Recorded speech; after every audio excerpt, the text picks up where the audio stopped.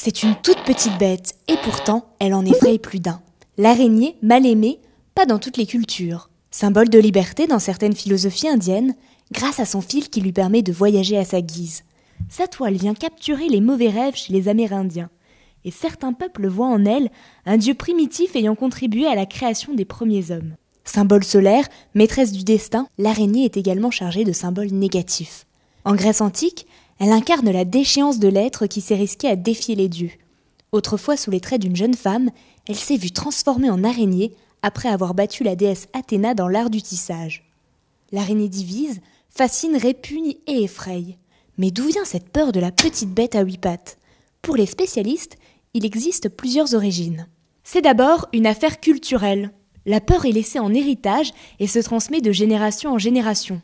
Un enfant sera ainsi influencé par les craintes de ses parents. Pour Christine Rollard, la peur de l'araignée est occidentale. À l'ouest, on aurait une approche négative de l'araignée, tandis que sur d'autres continents, comme en Asie ou en Afrique, l'approche est très différente, et l'araignée peut y être vénérée.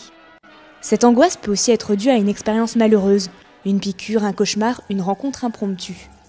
Monstre velu, au venin mortel, le cinéma n'échappe pas à la règle et a grandi la peur de la bête à 8 pattes.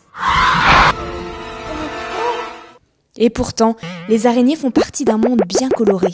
En France, seulement 20 espèces sont connues du commun des mortels. Les araignées qu'on retrouve dans notre maison, il existe près de 1700 espèces en France et environ 45 000 dans le monde. Mais il y aurait encore le double non découvert.